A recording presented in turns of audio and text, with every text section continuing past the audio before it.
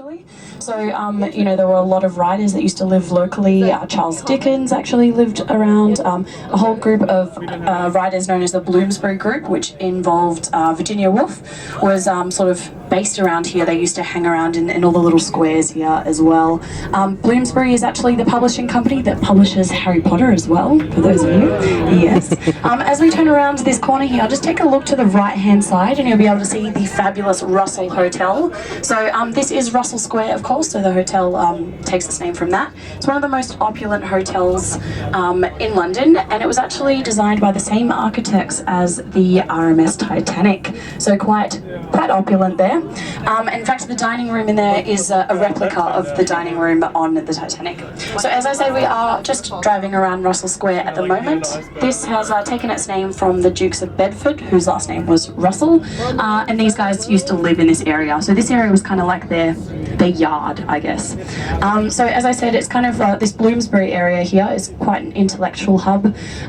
So we have over in the streets to the right-hand side, just 2 blocks to the right, in fact, is the British Museum. So easy walking distance for you guys to check out over the next couple of days. One of the most impressive museums in the world. It has about 7 million objects in its collection, so they quickly rotate them actually quite a bit because you can't see everything. They can't showcase everything in the museum at once. It sort of grew from the collection of a donation of Sir Hans Sloane, and now is one of the most impressive collections in the world. Ironically though, most of its collection is not British at all. So a couple of the things that it's most famous for is the Rosetta Stone. That's the most visited object in there. So this is part of their Egyptian collection. So the Rosetta Stone was basically like a really early version of a Greek to Egyptian dictionary, and this is what they used to kind of decipher all the hieroglyphics that you see in all of the Egyptian temples and all of that stuff. So it was really useful for that. So one of the other really popular things is the Parthenon marbles, or the Elgin marbles, and these ones are basically marble sculptures that were taken from the Parthenon in Greece. During the 1900s, the Earl of Elgin, Thomas Bruce, was the English ambassador to the Turkish... Guys, do you remember what I said about not talking when I'm on the microphone? Some people might want to listen. Thank you. So the English ambassador to the Ottoman Empire actually received permission from the Ottoman rulers of Greece to take them, but the Greek people since the 80s have been sort of petitioning against this, saying that it's not fair that they took the Elgin marbles away from the Parthenon to display them in the British Museum, saying that that they're more relevant to the Greek history and they should return them, considering they weren't rightfully taken from them. But of course the British are saying that at the time the Ottomans were the rulers of Greece, so it's all well and good that they took them, they did it legally, and that they are not just relevant to Greek history, but in fact world history. So they also think that it would make kind of a travesty of everything if all of the artifacts around the museums of the world were having to be returned to where they were originally, from. Things like the Mona Lisa in the Louvre having to be returned to Italy, etc., etc. So one of the lawyers that's at the forefront of kind of petitioning for the Greeks to get this back is Amal Clooney. Yes, Mrs. Clooney. So we're just driving along Kingsway now. We crossed over Aldwych, and there was, you may have seen in the middle of the road, there was kind of a little ditch there. That used to be Aldwych tube station, and it was shut down in 1994. Quite popular for use in kind of filming any of the underground tube stop station films, in like any scenes there in sort of motion pictures. A lot of them they do there, but they also hid a lot of the artifacts from the British Museum there during World War II to avoid them being bombed or damaged at all during the bombings of London. So also in this sort of area that we're driving past on the right-hand side is known as Covent Garden.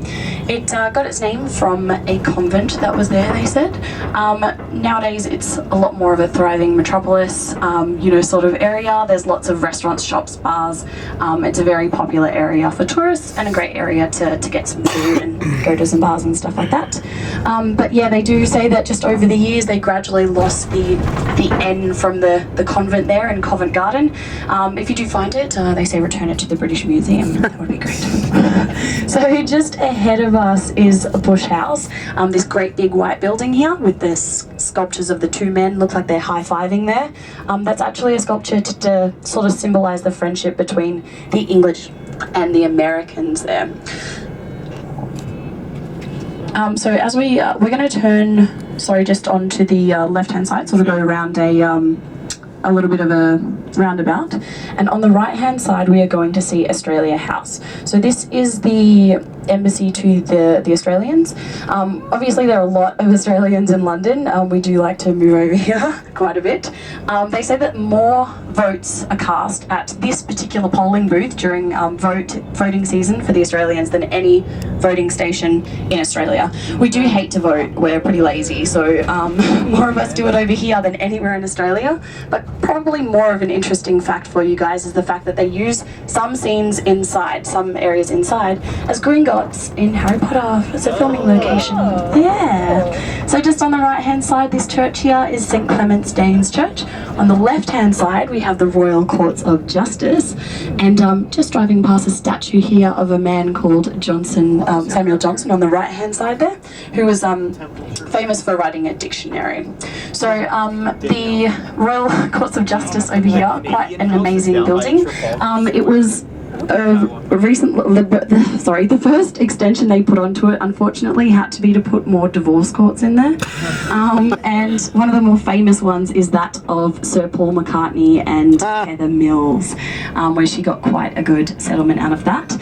And also a famous court case that went on there was one between the Spice Girls. When Geri Halliwell left the band, she did so when they'd already signed contracts to, have certain performances and stuff like that. So in doing so, she broke her contract by leaving the band so early. So they did sue her for that.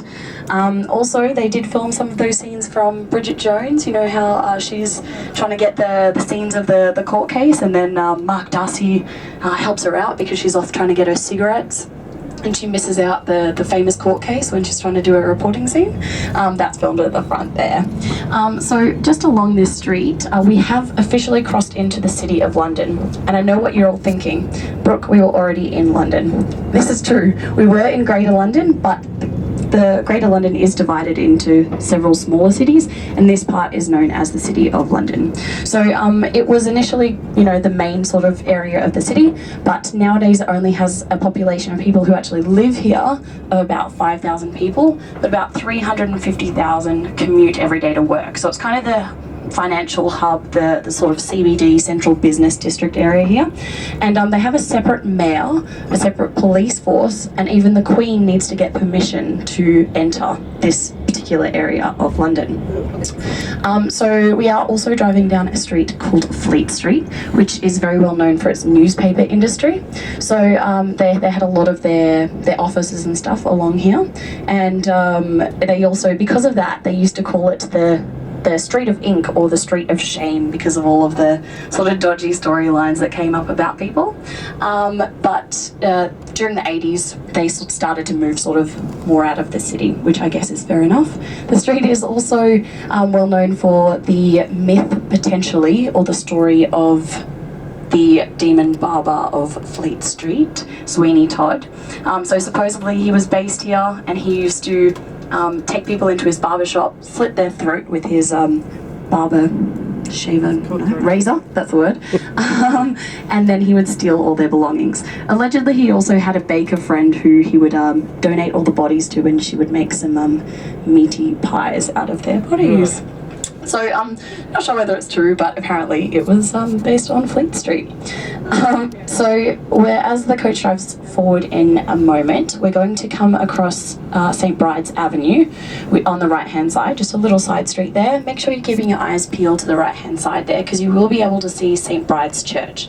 And this one is famous for being it's a Christopher Wren design, and it's famous for being the inspiration behind the idea of the tiered wedding cake. So an exact replica of this church was used in the design of Prince Charles and Princess Diana's wedding. So just to the right now. Yes.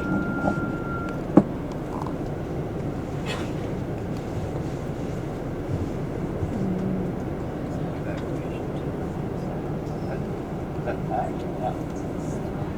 like we're still there. Oh, it's in the alleyway back there.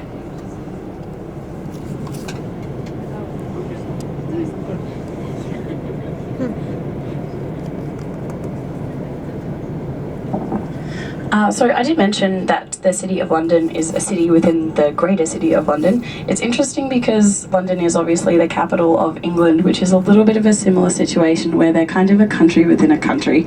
I know a lot of people often use the words England, Great Britain, the UK interchangeably, and it confuses a lot of people. So just as kind of a clarification, so England is obviously the country that we're in currently. Geographically speaking, it is connected with Wales and Scotland to the north in the island of Great Britain. So that's a geographical term, Great Britain, but the three of those countries are also politically aligned to Northern Ireland to form the United Kingdom. So they are quite different terms, but just a little bit of a clarification there.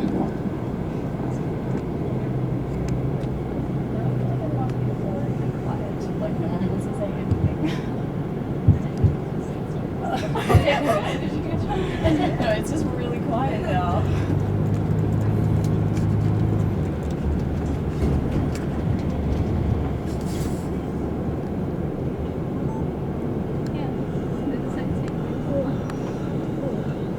Right there. What is the same one? It's the same one. I thought it's all good. Ricardo would like you guys to know that the reading lights are on above you, on some of you. If you'd like to turn them off, it might stop a bit of reflection on your windows if you are trying to take photos. Thanks, Ricardo. Oh, this is going to replace my stuff now that holding the door.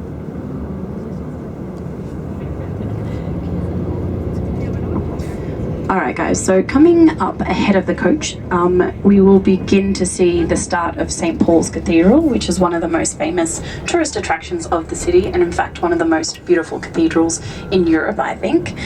So this was the fifth version of a church that has been put in this particular place. This one, the prior one, was destroyed in the Great Fire of London of 1666, and so so just this church we're going to see ahead of us with the giant dome in the middle, that is St. Paul's.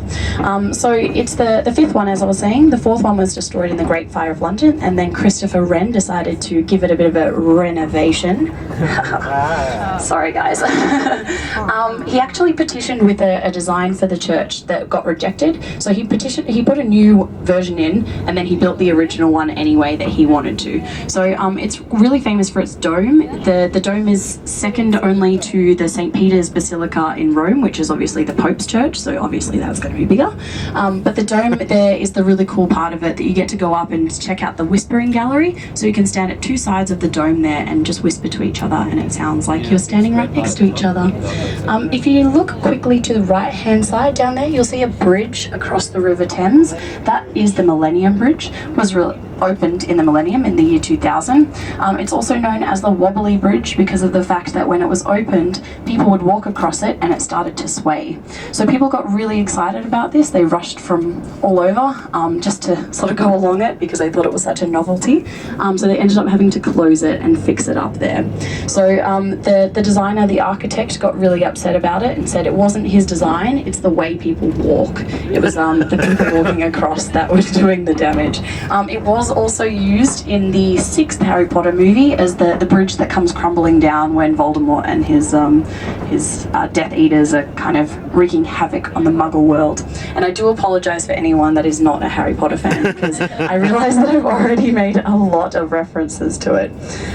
So I was saying that this area is kind of the financial hub of the city, and as we start to come across over on these streets on the left hand side, you can see like the Bank of England and the Reserve Bank.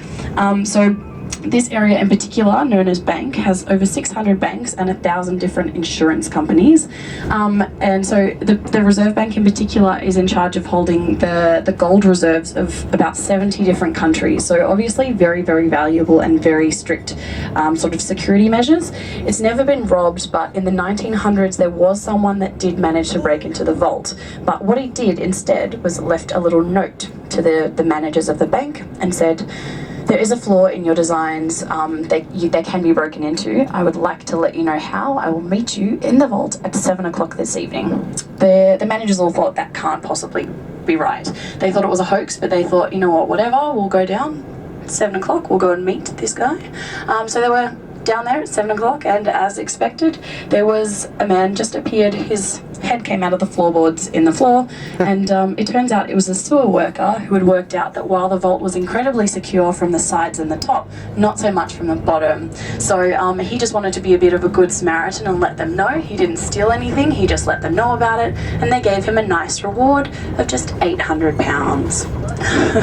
Doesn't seem very much, but it was 8 times the annual wage of a sewage worker at the time, so he was pretty thrilled with himself. So I did mention a couple of churches that were redone after the Great Fire of London. So we are going to be coming up to what is known as the Monument, because, you know, you only have one in a city like London, but it is specifically the monument to the Great Fire of London and the destruction, basically. So in 1666, there was a small fire that was started in a bakery nearby, known as Pudding Lane.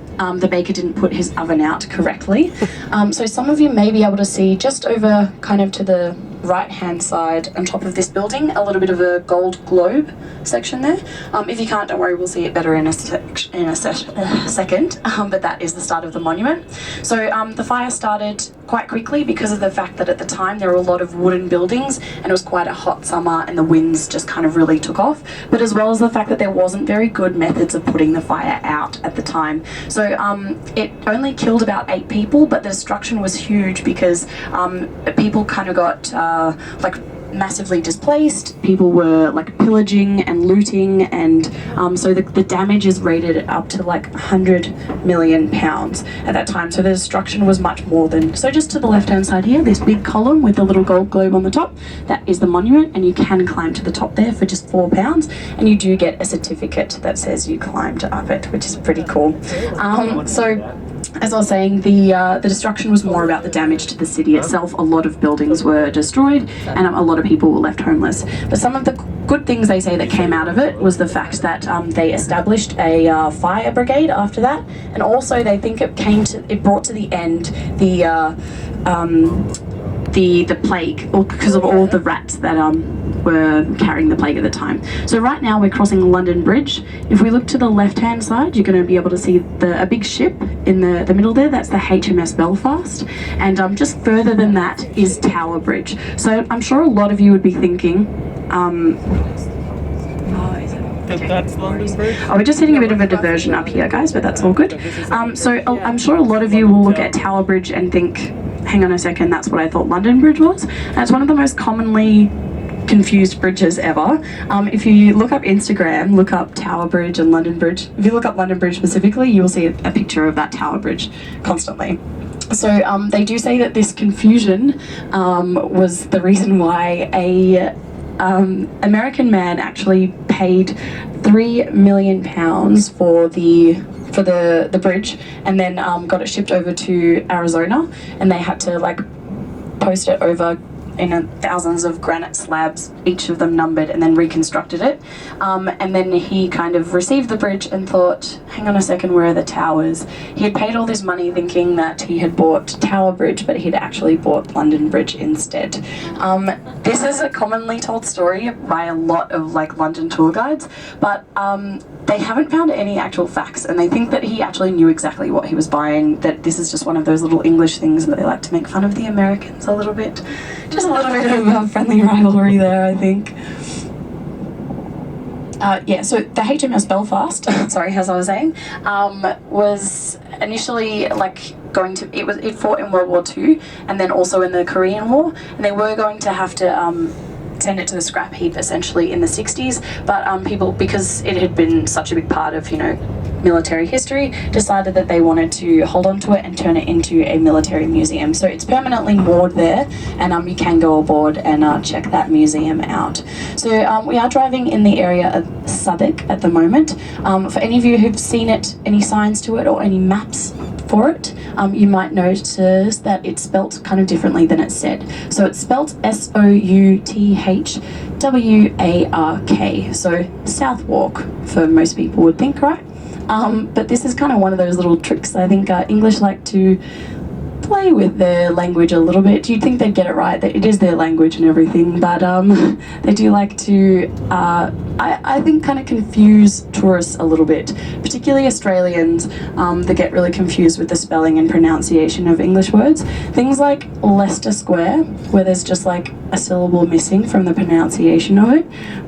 But yeah, the area anyway is quite cool with sort of hipster bars and like restaurants and like vintage shops and stuff like that. So how's that Southwark word supposed to be pronounced? Suffolk. Okay. The way you're supposed to say it. No, Suffolk, that's what it looks like. It looks like Southwark. Yeah. Looks like Southwark, pronounced Southwark.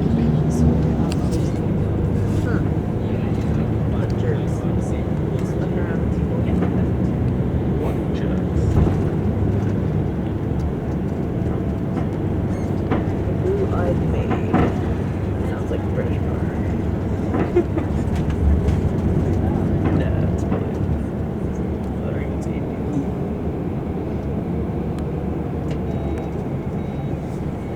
So now Jack will be the tourist story night, isn't it? Yep. Yeah, okay. That's when they told us to go that brick house or something. We didn't have to Oh, the curry place? Yeah.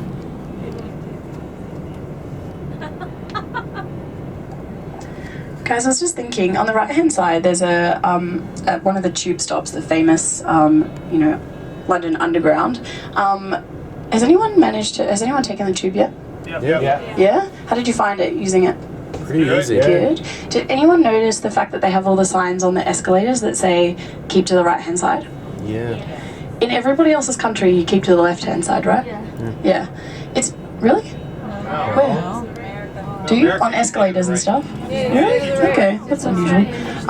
Yeah, so what is particularly strange about it here is the fact that they drive on the left-hand side. So you would assume it would be the left-hand side, right? Yeah. The story goes that when they initially put the first escalators into the subway system, they didn't have the system that we have now with the escalators having the kind of teeth that, like, when they get to the bottom. So they had to kind of do a rotating system, which meant that the bottom was very angled, and they made it be the way that it was sort of angled meant that you had to step off firstly with your right foot. So they figured that the people that were walking deserved a little bit of extra space because they were obviously a little bit more in a rush. So there was a longer section on the right hand side because of that diagonal line. So that's why they keep to the right. Well, thank you. Nerd fact. Sorry. I'm gonna take that home with me. There's no Toronto if you're standing on the left, people get really pissed at you because you're supposed to walk on the left and stand on the right. They get really pissed. In Australia, you just kind of like, you walk up and if somebody's there, then you just kind of wait there until you either get to the top or they notice that You're there. Yeah. you're there. Yeah, it's like You don't really say anything, but the person behind you gets really left pissed. lane's the passing lane. That's kind of how it's treated. It's only, we, like in Brisbane at least, we only really do it in like one place. Like it's not a common law. Yeah. So it's like display center, whatever you want to call it. Yeah, like Like the a, projects. Oh. Here? It kind of looks like that. There you go. Shit like this, I'm trying to compare it to all places. Oh, That's- it that's looks the way unofficial- nicer than it is. like south of the Yeah, right. south of the river is That's what I came to London for. south of the river is like a lot. Yeah, it's not like it's property wise. It's nice. North of the river. North is where you want to be. North is where everything is. The banks and the castle. We're like somewhere there still.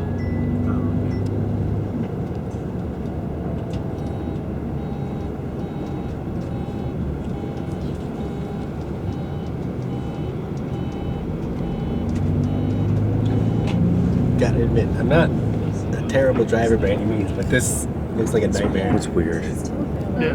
I'm not a terrible driver by any means, but this Oh, yeah, this looks is like a a nightmare. nightmare. Like Like, if I had to drive in this. There's no lanes in the roundabout as well? No, we have lanes on our roundabouts, but which is ridiculous because it doesn't help anybody. Because if you're on the inside lane trying to get out, So, yeah, as I was mentioning about this area, Southwark being kind of a hipster sort of cool area for bars and restaurants and stuff, one of my friend actually lives here and has got into this whole kind of hipster bar scene. They've got this kind of speakeasy thing that's coming up now where it's like only knowing, for example, on the right hand side, this sign that says Bermondsey Arts, this kind of thing that looks like an old restroom, like old public toilets. It is an old public toilet. Now it's a bar. Yep. So that's the newest hot thing apparently, is converting public toilets into bars. But some of the other cool things are just like these speakeasy ones where you have to go into a restaurant or something and say a code sentence like "I'm feeling lucky tonight," and they will take you downstairs to a basement bar that like has no signage and no anything. But one of the coolest ones I heard, he told me they set up like a pop-up bar that you couldn't buy any drinks there, but the whole aircon system was set up so that like gin was just pumped throughout. Like, how crazy is that? You just pay for like 30 minutes in there and you just kind of osmosis absorbing gin. I really like it. ethanol vaping, basically. Yeah. That's a different type of vaping. Well, breathing in alcohol is so much more efficient than drinking it. It can fuck you up really easily. Yeah. I've never done it though. I want to. It's not getting fucked up by thinking. It doesn't go through your liver, so you don't feel hungover as well. Awesome. Just don't drink to get drunk, I guess. Just breathing. Yeah. I have a bunch of notes from a couple of English guys I met in the Netherlands for going to a bunch of places for like drinking and exploring and stuff. They were both named Charlie. That's weird. It was hilarious. They called themselves Charlie Square. Who was this going? Alright, so we are just about back to our original route now. We're done with the detour, so ahead of the coach you will be able to see the start of Tower Bridge. So this is the sort of more iconic one, the one that's more picturesque, you might say, and we can start to see the tower there. So this one has more recently been painted blue on the sides as a sort of celebration of the Jubilee of the Queen, because it's a very royal colour there. But the idea of the towers is they're supposed to lift up, because the bridge is so close to the harbour, they do need to be able to let ships in and out. So because of that, they have the towers that help the intersection kind of be lifted up there. And it has failed, unfortunately, on 2 occasions. So one of those was its opening day. It wouldn't open at all, which is really not what you want on its opening day. But the other one was one time about 30 years ago when it opened when it wasn't supposed to. At that time there was a double-decker bus around about the centre and it had to make the jump. The driver just decided gas on and made the leap across to the other side. Yeah, which was actually kind of replicated in the Spice Girls movies. Yes, when Posh Spice just said, "Hold on to your knickers, girls," and gas on. Obviously very historically accurate, you would expect Spice World to be, wouldn't you? So it used to be lifted about 50 times a day, but now it's only opened about 1,000 times throughout the whole year. But you can go online and check out how to sort of what time, you can check that out there. We also do get a nice glimpse on the left hand side across the river here of some of the more modern architectural masterpieces of London skyline. So the first one that you might see on the left hand side is known as the walkie-talkie. They're all kind of named after their what they look like, and then the middle one there is known as the cheese grater, and then the one on the right hand side is the gherkin. My favourite story about these architectural masterpieces is the fact that when the walkie-talkie was first built, the way that the curvature of the glass was sort of put in, the way that the sun would hit it at a certain point in the day would deflect onto the ground, and there was one guy who unfortunately returned to his parked Jaguar to find that most of the car had melted. Yeah, so they had to redesign it. Obviously, a major architectural flaw. Just talking about all of the sort of modern masterpieces of the city, you might be it might have a bit of a contrast to the building directly to our left-hand side. This is one of my favourite buildings in the city. This is the Tower of London. So I know what you're thinking. This is not just one tower. This is a whole series of towers. The tower word is just what was set up initially, which is the one in the middle that has the 4 kind of turrets on each corner. That's the White Tower. That was set up after 1066 when William the Conqueror came over from Normandy in France and kind of conquered this area of England. So he set up that tower as kind of a little place to, show his strength and assert power over the river and everything. And then over time, people sort of added to it. So the area just underneath it that is grass now used to be a moat. However, it was kind of unfortunate in the fact that it was lower than the Thames. So as the Thames would come in and out of tide, it didn't clean the water out at all. So at this time when people were dumping all of their chamber pots and whatnot into the Thames, it meant that this area really, really stank because it was just kind of all collecting there. They say that when King Henry VIII married Catherine of Aragon here, he didn't see her face the whole ceremony because she had her face in her bouquet of flowers the entire time because it smelled so bad. But as I was saying earlier when we were talking about the Tower of London, this place has some incredible stories. A lot of them are quite gory and involve things like beheading, particularly King Henry VIII. He was a fan of getting that set up here. Richard III actually apparently hid both of his nephews in one of the towers because they were next in line to the throne, but then the boys were never seen again, and so they do think that he managed to get rid of them.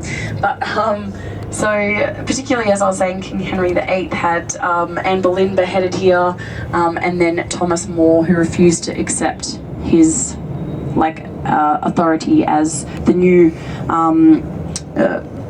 religious leader of the Church of England. So I will talk about that in just a little bit in more detail as well. What? There's a South Park bit. It's a TV show. It's a TV show. South Park. South Park?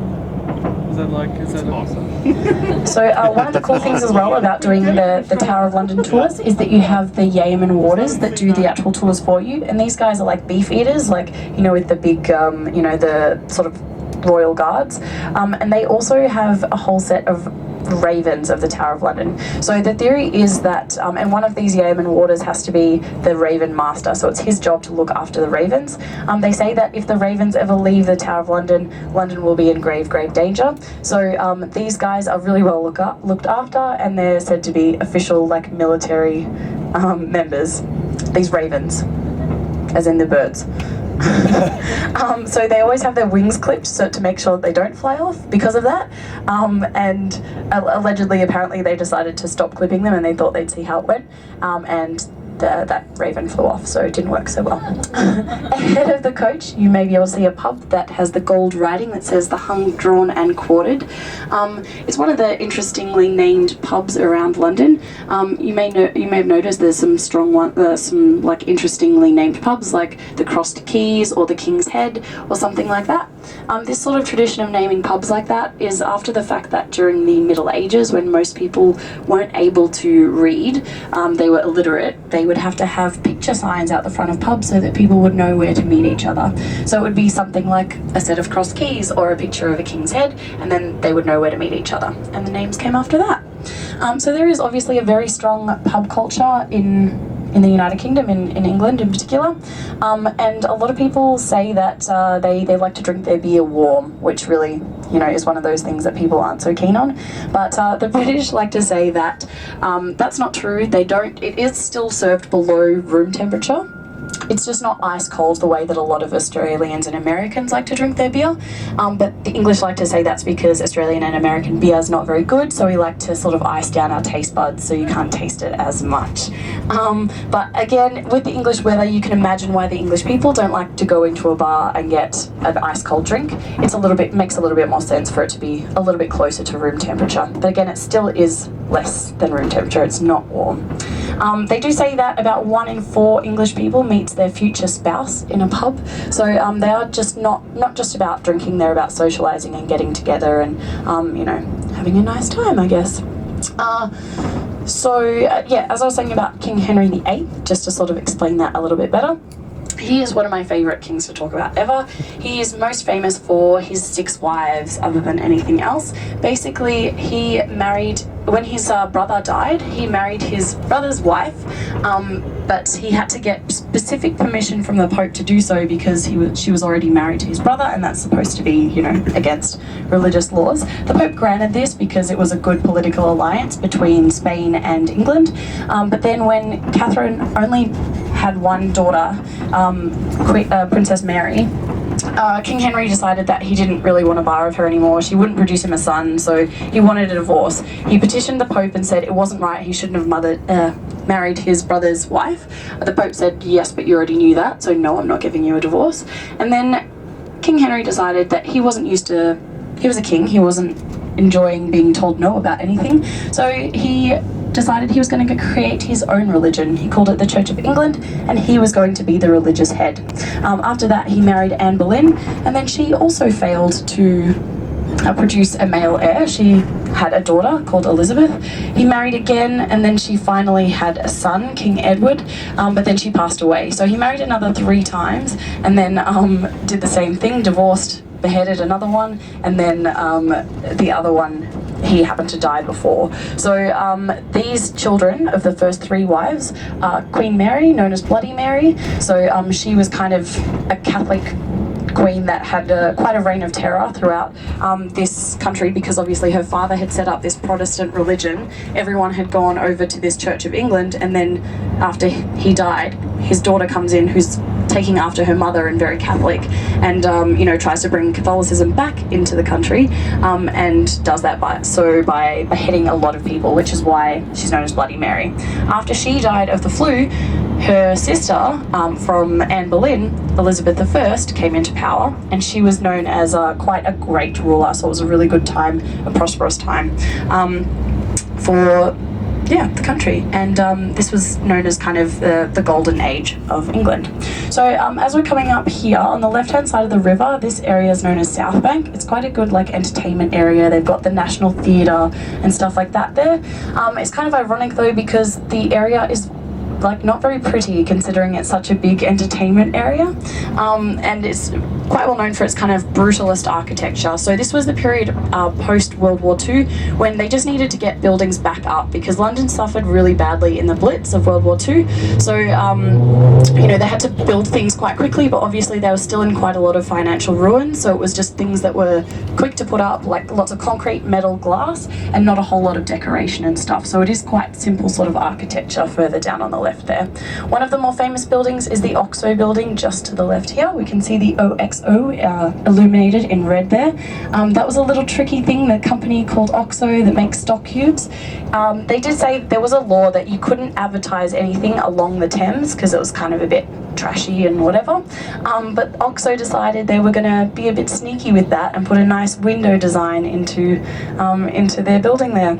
And so it's not technically advertising, but it still does obviously scream OXO.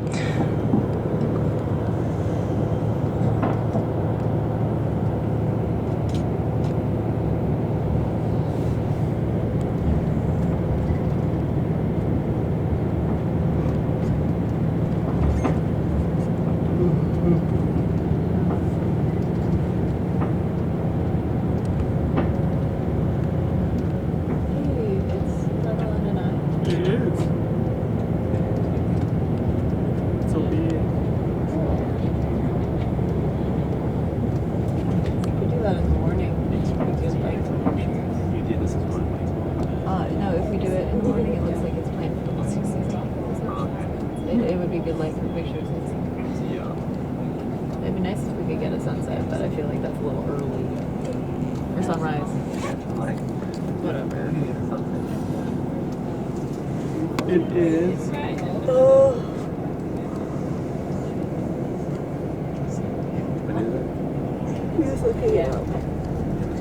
It's day 3. Yeah. At 9:30. 9:30. Okay. So that's when we depart. So So like 10ish, that's a pretty good time. It means that the sun's not going to be like too low for any Should we see pictures. it on the day? No, we don't see it on the day. It's depart, do we? No, it's the day before. The day we depart, it's in a really early. So we see it on start. Monday. Yes. Yes. Yes. Correct. And it's supposed to be really nice weather. It's supposed to be sunny and warm the next couple of days. Yeah. Well. That's because I'm here and I'm the You bring it with you, right? I'm the weather god. Yeah. It's been proven the last 40 days. So. Cool. But then, like, It's supposed to be 27 on our travel day, so be happy. Really? What? It hasn't been cold. What? I don't think it's cold in. Like I thought it was supposed to be cold here, but I've done nothing but sweat since I got here. the first day I got here, it was really cold. Like the weather didn't know that I had arrived. But after that, It realized it picked it up. To the left-hand side, we're going to be able to see Cleopatra's Needle. So that's just this big obelisk that we're just reaching right now on the coast, this big stone monument here. This is one of 3 Egyptian obelisks around, that were donated to other countries. So here in London, also in New York, there's one in, also in Paris. And then this one in particular, it took them about 80 years to be able to get the money to bring it across from Egypt once it was donated. And then it was just a rather generous gentleman who paid the money. Unfortunately, on its journey across, they it fell over and cost the lives of 6 of the sailors. So there is a monument to them, just a little plaque down the bottom there. Unfortunately, they put the sphinxes the wrong way around that were guarding the obelisk there. They're supposed to face outwards to kind of keep it safe, but to protect it, but they face inwards instead. So a little bit of a faux pas there with the Egyptian folklore. And we're going to get a great view on the left-hand side of the beautiful London Eye. So this was designed as a Millennium Project, something to be released in 2000. Unfortunately, due to a technical difficulty, it didn't get started until March of 2000. So it was supposed to be released New Year's Day, but they were a little bit worried that the way the carriages were situated, it may cause them to go upside down, which would have obviously not been ideal. So there are 32 of the capsules around, and the way it works is that the speed it goes around, they don't ever have to stop it. There's just a platform at the bottom that it goes slow enough that you can just jump on board. So you don't have to wait too long. You can just constantly jump on and off. It doesn't matter how many people are loaded onto it. So each of the capsules are quite big. You've got space for people to walk around or sit down, and you get a beautiful 360-degree view of the city. It's not actually. It was the first at the time it was built. It was the largest Ferris wheel in the world, but now it's just the largest in Europe. It wasn't actually the first one in London here though. There was one in the 1800s that was a little bit shorter, that was very popular with people, until in 1906 it stopped, which stuck about 74 people in the capsules at the top that couldn't get down. So they had to sort of ferry up sandwiches and tea for them, because of course the English people needed tea. There is a little bit of a rumour though that the Victorian age version of the Mile High Club was entered that evening. But right ahead of us now, we are going to see the start of Parliament, and those of you at the front will probably be able to see the famous Big Ben right now. So just ahead of the coach there on the right hand side, a large tower with the clock face is known as Big Ben. The tower is actually called the Elizabeth Tower. It's just the bell inside that's actually called Big Ben, but that's kind of stuck with the whole thing. The reason the bell got that name is because the High Commissioner was named Ben Hall. When the clock tower was opened, he walked up with a whole bunch of other people up the stairs right up to the top there. Unfortunately, he was a little bit of an overweight man, and by the time they got up to the top, he was struggling to breathe, and the rest of the guys were having a bit of a laugh at him and said that he was roughly the same shape and size as the big bell at the top there. So they called it Big Ben after that. yeah, well now he's like gonna be known forever. So jokes on them. Yeah. Jokes on them. Jerks. Jokes on those fist bastards. It's good to know that bullying always existed. It didn't just come into being in the 21st century. It's even bullying in Because so many people kind of celebrate Guy Fawkes Night and don't really know whether they're for or against him, whether they're celebrating the fact that his plan was foiled or celebrating the fact that he was going to try and take the Parliament down. There's a little bit of a joke with English people though that Guy Fawkes was the first honest man to ever open Parliament. Yes? And also, they do say that the clock faces of Big Ben glow green, up the top there, that glowing green light means that Parliament is still sitting at night time. That is honestly the first time I've ever seen them glowing green, so not sure how fond they are of the evening work time. That's alright. And we're going to be we're going to be circling around Parliament Square here. This was the first roundabout essentially in the city, and obviously named after the Parliament building, which is an incredibly beautiful building. It's not bad.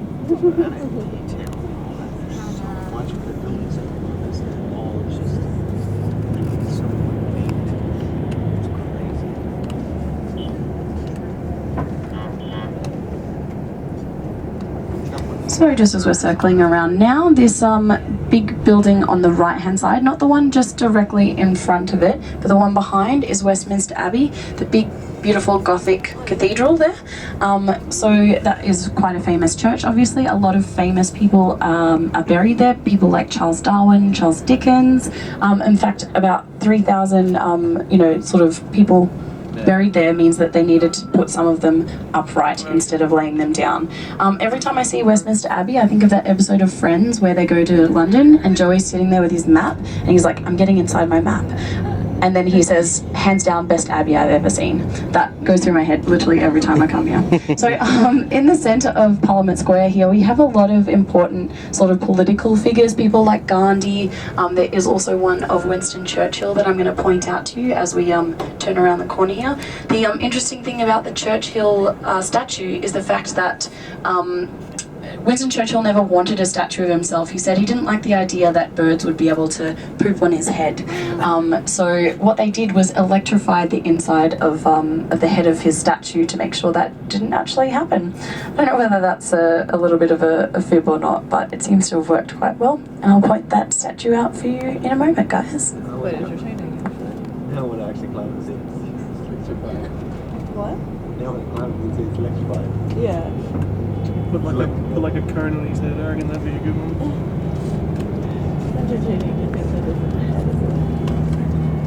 ahead. So Churchill is just the one on the right hand side to the end with the walking stick and the big trench coat on. Yeah. And we're just turning now onto Whitehall Street, which is famous for being kind of the street of a lot of the Parliament buildings here. And over to the left-hand side is the Winston Churchill War Cabinet rooms. So if you are a historical enthusiast, I definitely recommend those. They're very interesting. Interestingly, though, this was where Churchill spent a lot of his time with his his colleagues trying to plan how they were going to attack the situation with World War II, but it was kind of an underground bunker there. It interestingly was not so effective apparently. Sorry, I'll just point out quickly to the left hand side with all these black gates here, this is Downing Street. Number 10 Downing Street is where the Prime Minister lives, so that's why it's so heavily kind of guarded there. The bunker, Winston Churchill's bunker, was allegedly would not have been effective if they had actually been bombed at all. So to give you kind of perspective, Hitler's bunker in Berlin had about 18 feet of concrete above it, and Churchill's only had about 6. So luckily they weren't actually bombed, but if he had been, I don't know if it would have been all that effective as a bunker. So we are going to be coming up to a big square called Trafalgar Square, which is quite famous for kind of when they have any celebrations or protests or anything like that. Here in London, they hold them in this square here. One of the famous kind of, obviously Trafalgar Square named after the Battle of Trafalgar, but one particular sort of feature that is quite famous for is the big column in the center there. So you guys at the front might be able to see, it might take a little longer for some of you at the back to be able to see it. It's basically the big column with a guy on the top there. So that is the monument to Horatio Nelson, who was the admiral during the Battle of Trafalgar. Very brave man. He suffered very bad seasickness apparently. He lost an arm and an eye during the battles beforehand, but still soldiered on. Of course, the English thought, what man better to lead us to victory than the one-eyed, one-armed man? Anyway, he did pass away during the battle, and he said that he didn't want a naval burial, which is, just being like tied up in a canvas sack and dumped into the water, essentially. He wanted to be brought back to England. So, you know, this is all well and good, except for the fact that they still had another 3 weeks of journey before making it back. So, obviously his body would start to decay. So what they decided to do was folded his body in half and put him into a barrel of brandy. So that seemed to be going fine until they brought the barrel off at the end of the trip, and then noticed a whole bunch of little holes down the bottom filled with little corks. And when they opened that barrel, they found that there was only a couple of inches left of brandy, and the sailors had been drinking the brandy anyway. They say that this is where the expression "to have a stiff drink" comes from. Yeah. So behind the monument is the National Gallery and the National Portrait Gallery, both very interesting if you're an art enthusiast, and free to check out as well. So just ahead of the coach now, we can see a sculpture of Charles I. So Charles I was the only monarch ever to be beheaded. His parliament kind of rose up against him and decided that just because he was the king didn't mean he could make his own rules. So he was executed, and then after that they pulled this statue down, and they were told to destroy it, but the man who was told to destroy it decided he was just going to hide it. And then when the monarchy came back into power with his son Charles II, he put the statue back up and thought you know, that was you know, a good way to sort that out.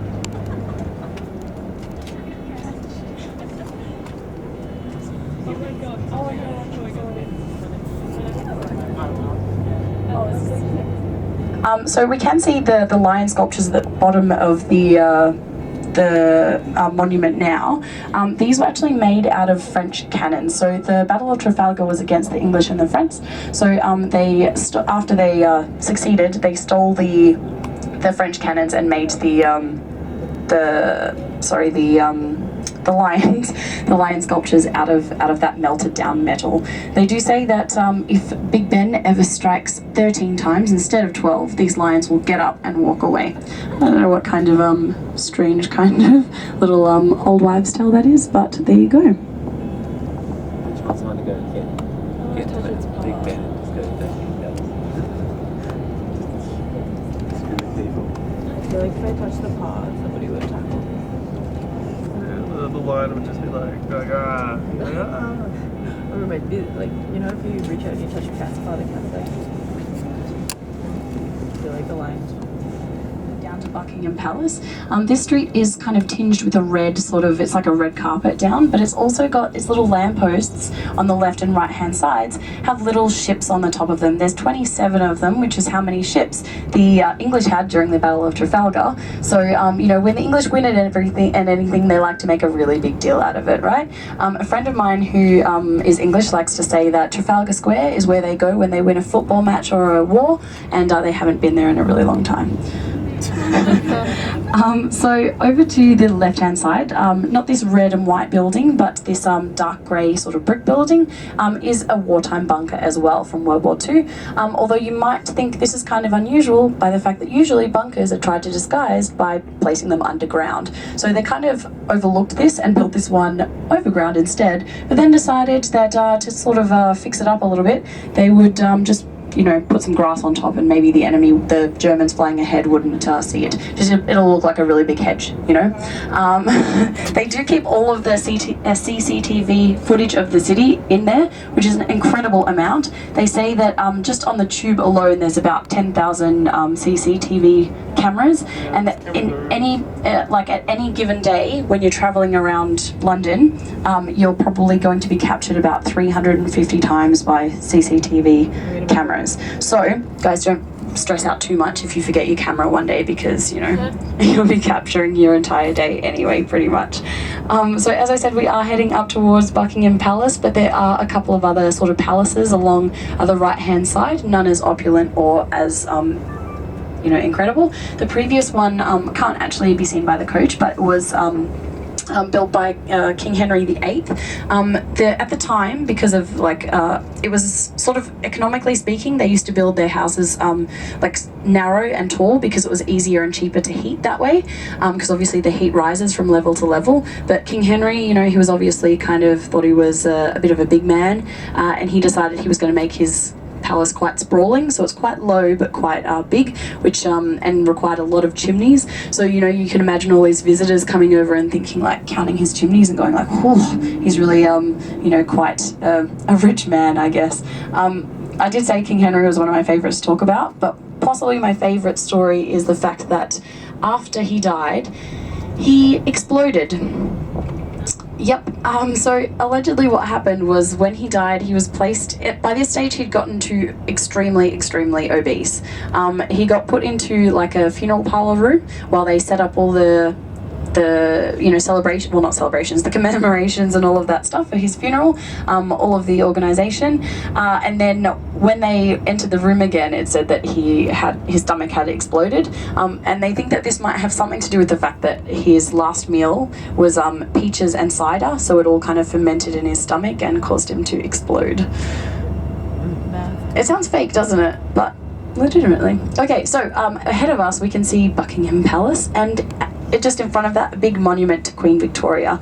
So Queen Victoria, this monument here is the tallest monument to a monarch in the world, and she was the longest reigning monarch up until Elizabeth I kind of ousted her in that. So these English queens, we can tell their greatest skill is breathing. It's quite well.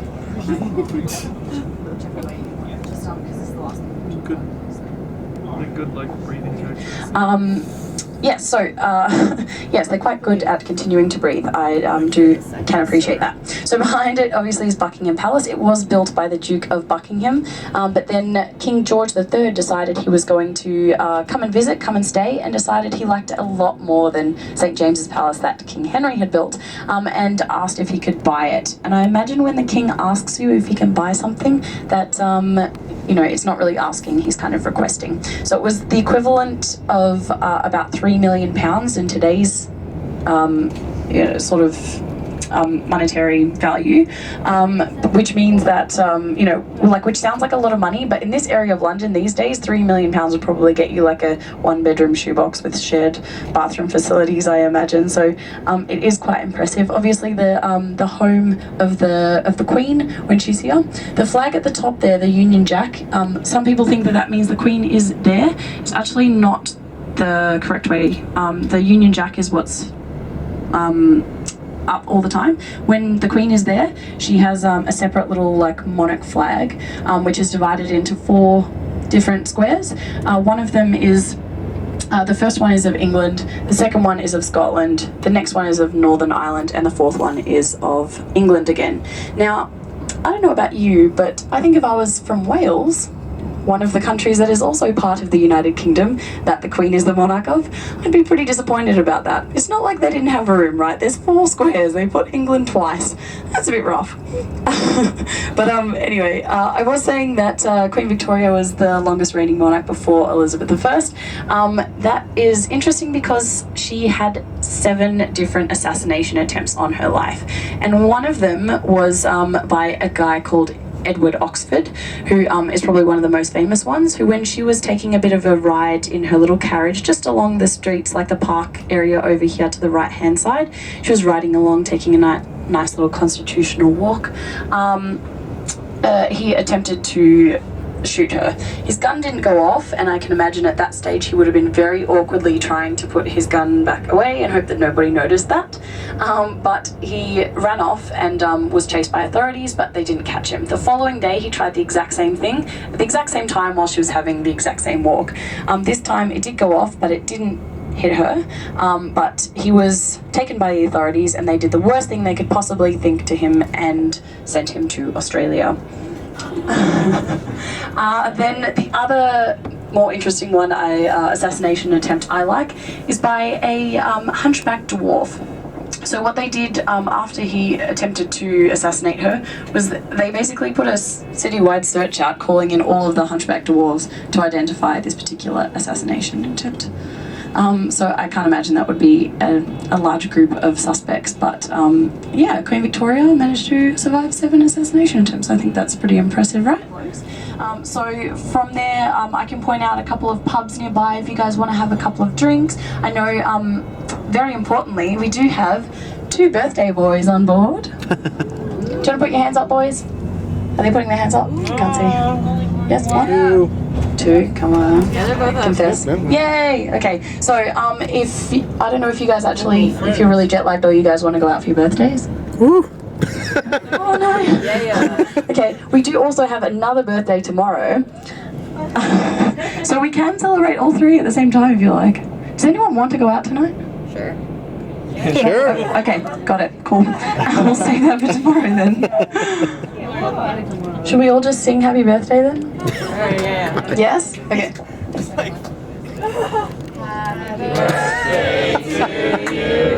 Happy birthday to you. Happy birthday, dear.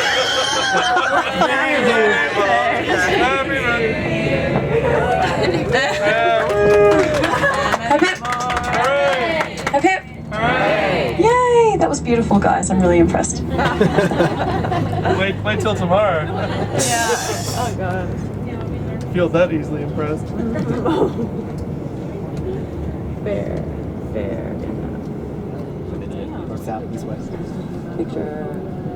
Too bright. Too bright. Well, it's too bright for any kind of good picture on my phone. Sounds like daylight mode. We went. You mean nighttime? It's like, oh, you wanted There's to too take a much light. picture of colors? What's the most you're willing to pay for 1 minute of advertisement space? You wanted actually like definite lines? I was reading somewhere like the Coke one that's on top has been up there for like 25 years or something ridiculous. It's the longest running one up Well, there. the same I wonder what ad. they've paid That's for pretty that. cool. Same But it's ad. like Coke they probably is like- own it. Like, they Same probably ad, just or own just it. Coke in general. The same, probably just Coke in general. Oh, just the Coca-Cola, like, Yeah. do it, I mean, doing is nothing it- special. So it's the same ad for 30 No, it years. couldn't be. That's like way too new. Yeah. That's the new logo, but yeah, the Coke Yeah. has had that spot for 25 years. Oh, okay. Nice. I'm sure they've changed what it looks Yeah. like that they're Yeah, showing. But like that's they've, pretty. they've, That's they've pretty. had that like, ad there's real like, estate. That's awesome. And Coke, who doesn't know that exists already? Yeah, Come well, on. I heard that they used to have cocaine in it. Well, it's the same with Times Yeah. Square, right? They had cocaine in like everything. I was like, I really want to That's why it was addictive. People loved Coke because it had cocaine. Made That's them what they feel should do good. most for food these days. Now it's just other things. I prefer Pepsi. Yep. So Pepsi Max. Oh, that's my coffee. Americans. That's my coffee. No, I have to have coffee. Like legit coffee. They were like, yeah. Wait, what did you say? Pepsi what? Pepsi Max. It's the one with the black label. I like that. You don't have Pepsi I Max? had no idea what the fuck that is. It's like Diet Coke. Yeah. We had Pepsi had it Max in the years States. ago, but No, Don't have Pepsi They have it Max? here. no, we have Diet Pepsi. If you go into like a store, they'll have like Pepsi Max, Pepsi Oh, Cherry. Pepsi Max. I heard Pepsi Backs, and I was like, Max. yeah, no, we got Pepsi. Wait, do we have Pepsi Max or Pepsi Zero? We have both, I think. Coke Zero, Pepsi Coke Max. Zero. Yeah, okay. Yeah, Pepsi Got Max. There's it. a cherry Pepsi Max here as well. Yeah, they used to have. They discontinued it in the U.S. My favorite They was discontinue Dr. Pepper everything. Zero? that people Diet like. Cherry Vanilla Dr. Pep. It was like 7 words. Damn, that's Yeah. what is happening on my Pepsi's done one of those too now. Cherry I, vanilla. yeah, I I do apparently totally wanted believe There's it. no diet one.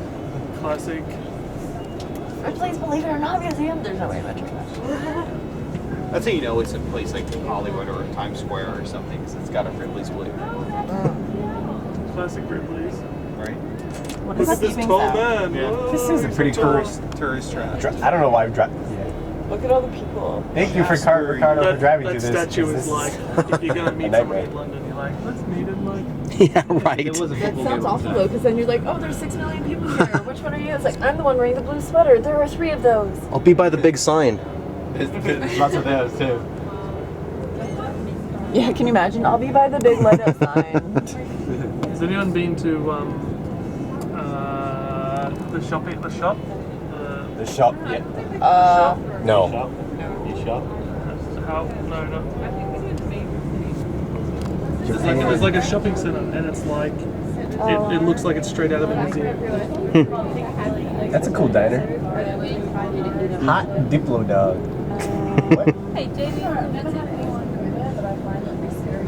Camden Market? So this shopping center, right? It's like it has like 7 different levels, and the bottom one is like a food market one, and it's just like, and there's got like a whiskey bar. It's so common in Europe, like just everywhere. So much smoking. In Harrods, they have like a smoke room, a cigar room, and they have like a scotch room, and then they have the bottle, and it's got all these, like, you know, each one of these bottles of wine. Is like Michael 4 Jackson, Michael and the Jackson and then 5. they sell a saber in there, and it's a champagne saber. So it's like this sword was specifically made to Scared the cut shit out of top. Yeah, she's holding her And chest. it's like 20 She may have like partially See? died. Yeah, she totally got the Sitting there shit for scared out of her. sale. Is that the sign when a chick is scared? She holds her chestal region. I guess.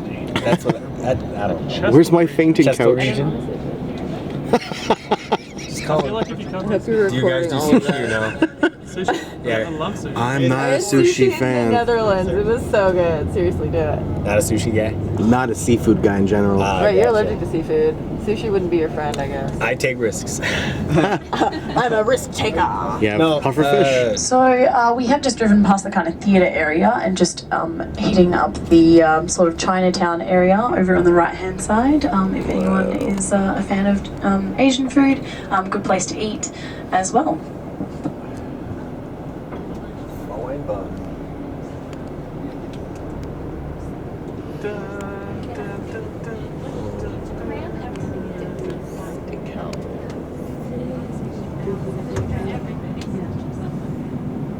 I kind of want to make funny faces at the people on the ground. I know, right? You think about being like a total jerk to them.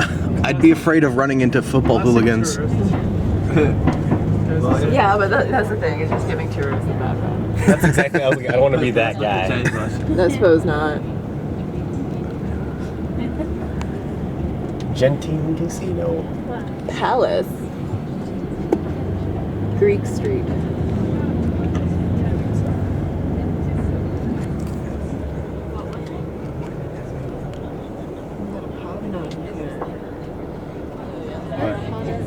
Oh, wow. That's kind of cool. Is he inside a snitch?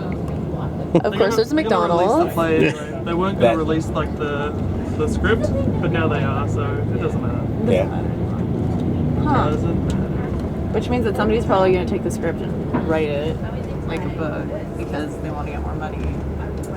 I'm sure it'll be a movie eventually. The one show I want to see is the Book of What? Book of Mormon. Oh man, yeah. If you can get tickets, good luck. Yeah, if you can get tickets. I like that they wear the Is hat. it at the moment? Dog. I'm pretty sure it's here. There's a toilet seat store. That's If something I anyone's into need. cult entertainment, The Cult Entertainment Mega Store. Forbidden Planet, What? That is an Huh. amazing store if you like that nerdy stuff. Okay. That seems like a.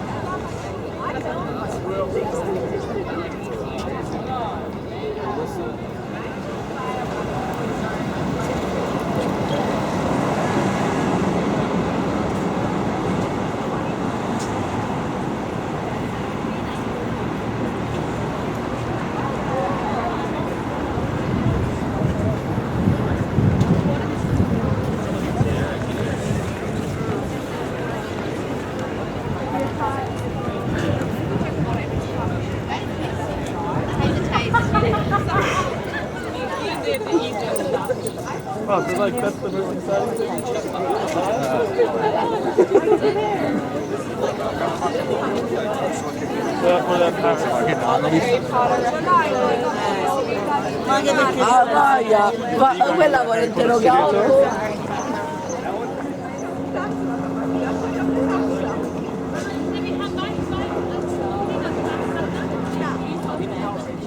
Brooke was looking at it.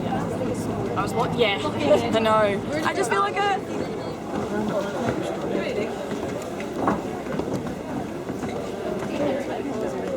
It's more like I found this stray cat. Yeah, unfortunately. I found this stray cat. Can I get it for free?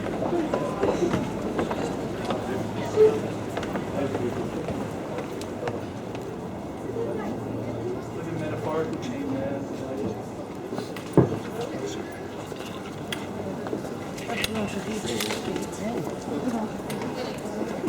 That would come out.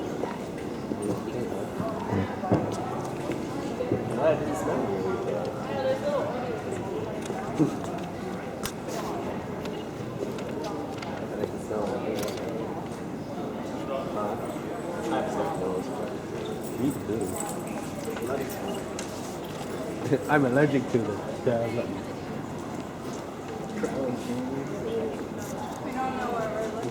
Why? Nope, they're not on show.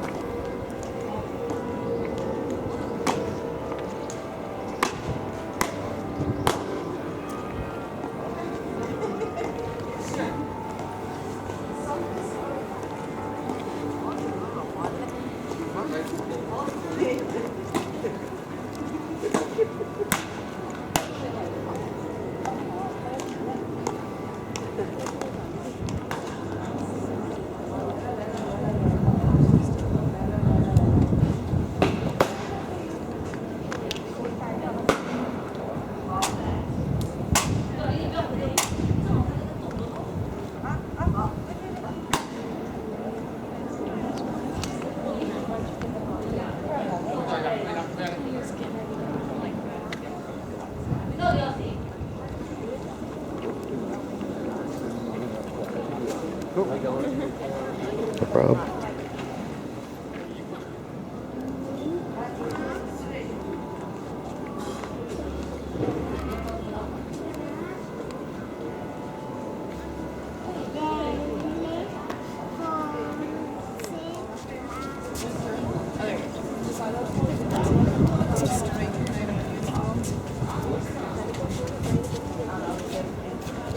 A crowd made of just plastic. Oh, look, there's another monkey. Oh God! Yeah. I like that they're howling and all. They're howler monkeys, aren't they? Either howler monkeys or baboons. I don't think maybe I don't think they have bigger butts. No, baboons have bigger butts and they're more separated.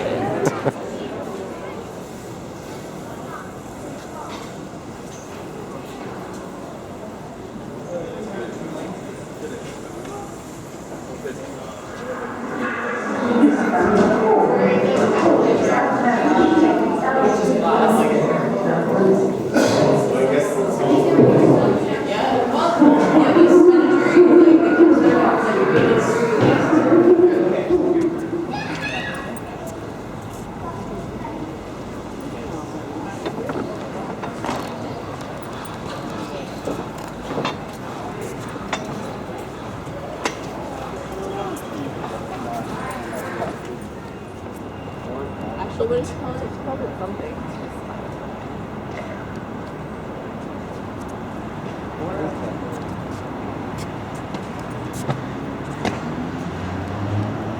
That's a nice juxtaposition of like, look at this really cool statue.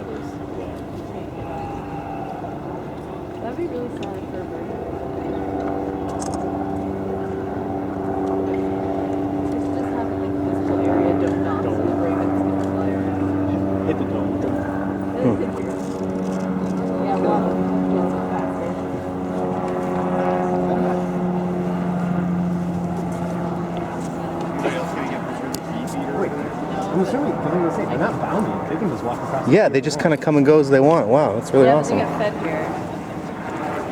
Oh, here's regulars. Look at go. Yeah, no big deal. Just minding my own business. Now what? Does he jump on top of the litter? Oh, yeah. They can read it. Almost like glorified pigeons. They are smart. Oil rated. Want some of my sandwich? Wow.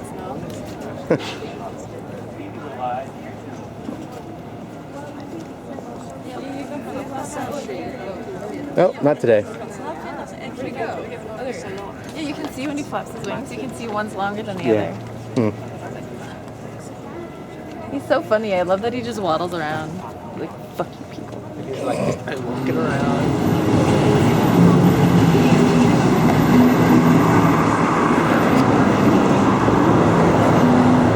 You are ugly. Send a postcard.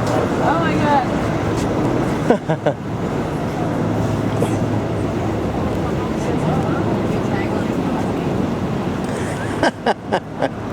That's hilarious.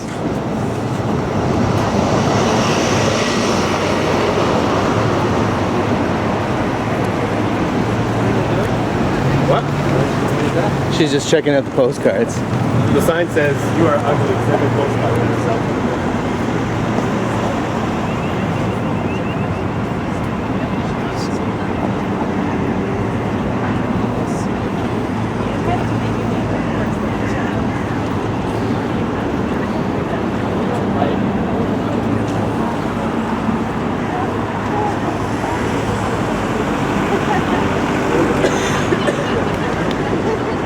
Probably will.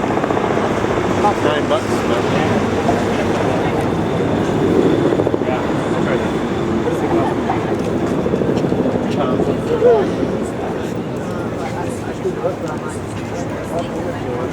Yeah, that's good. Hey, you're here.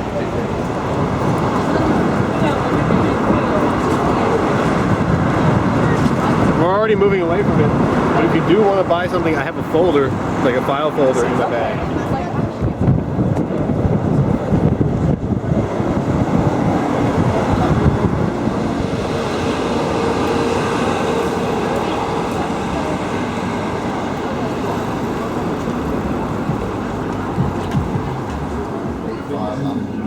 Windows, as I was saying, think about it. Hey, you guys are using it for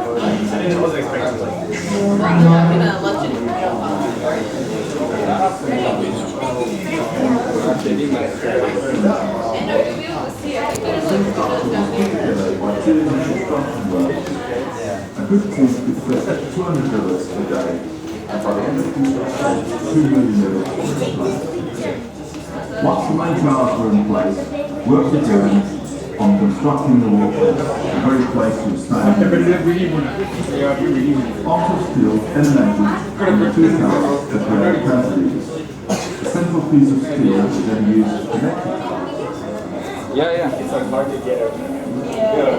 Well, yeah, so that gives you a huge feeling of like there's nothing under you. Yeah, because you see like the tower just like open up underneath you. But... As long as the glass doesn't open, I'm fine. Oh yeah.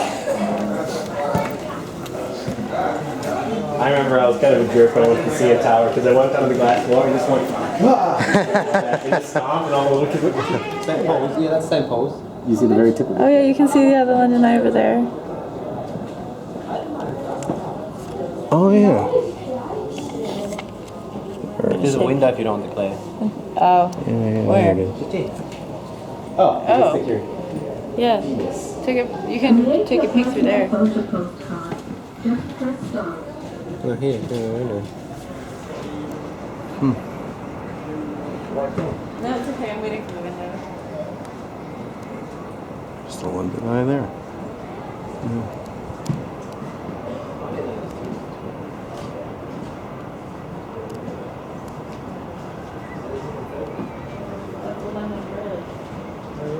This is the London Eye. It's very, it's right behind.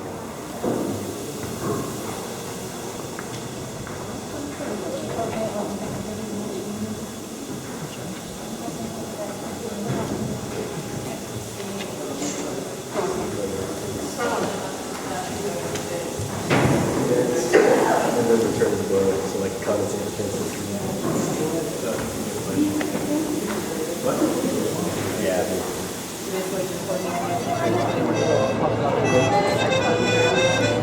Pet dog, you can pet it.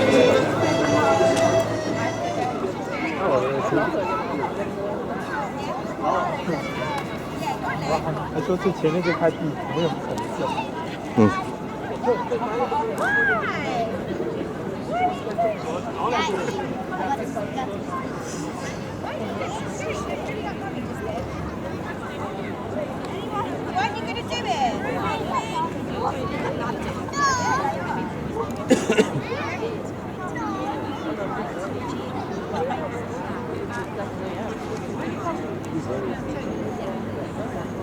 Supposedly they see something like 10 times as many frames a second as we do, and that's why it looks like they wait so long before they take off, because as far as they're concerned, from their perception, they got lots of time.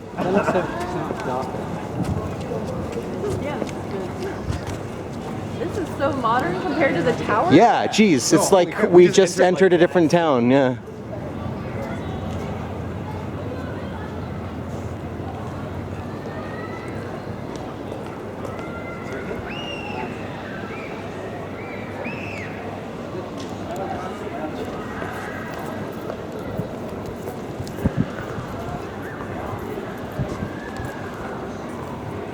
That's a staple of modern art, just big balls.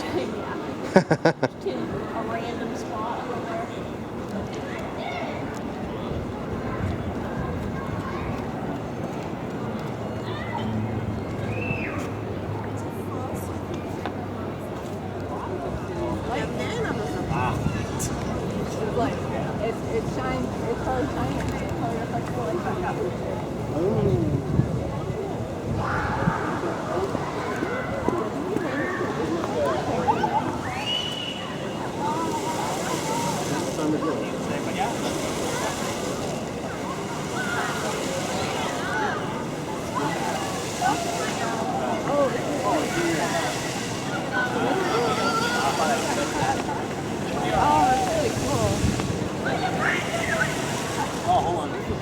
Bridge juxtaposition with like a really big.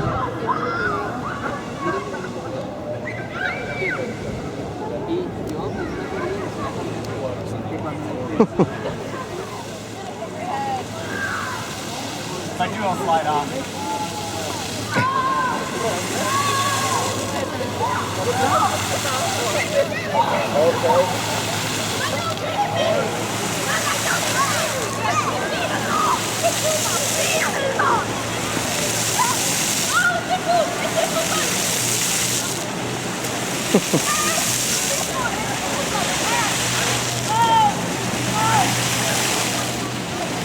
I'm gonna hang out by this one.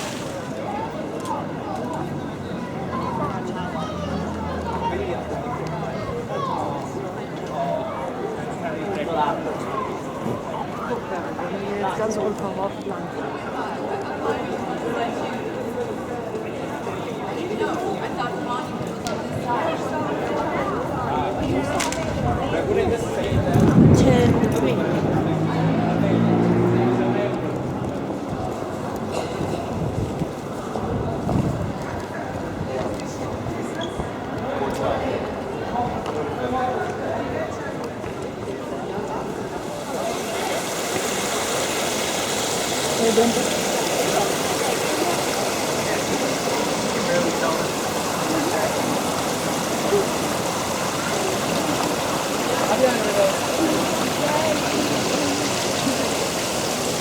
We stand east of the Mexican place.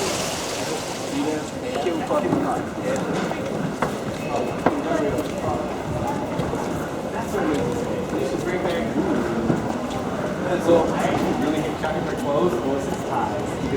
Bridge right there?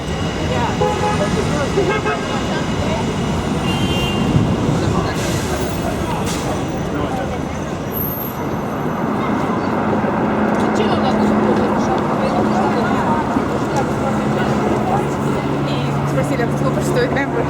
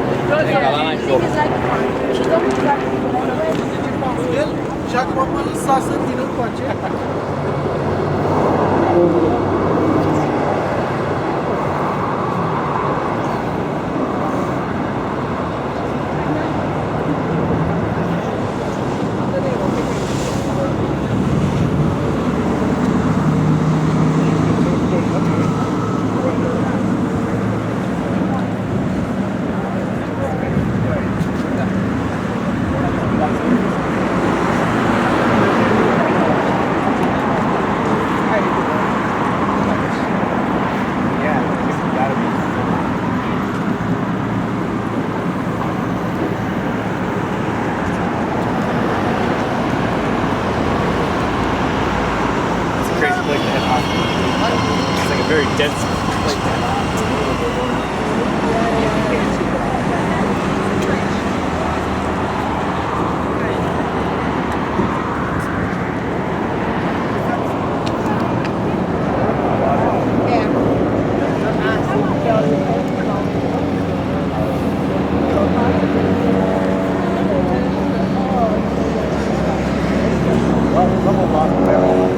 Oh yeah? Where? Oh yeah, they did. It's so yucky when we go all up.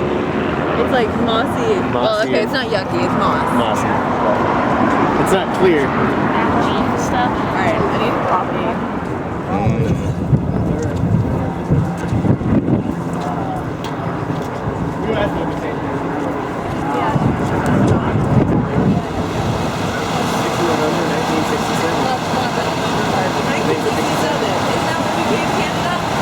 Yeah, it was like a lot more recent than people realize. It's like Yeah. 50 years old. Yeah. Huh. Canada's like 1960. Was it 1967? 60. Something the whole thing. That's what she said. I can't on my phone. Mine's bigger than yours. That's what she said. I've been, yep. I set myself up for that a few times. Woo. That's okay, go ahead. It's video. So this is commemorate the Great Fire of London. That's what that is. Go ahead. Cool. Wow. Huh. And it goes up and up and up. Wow. 311 steps.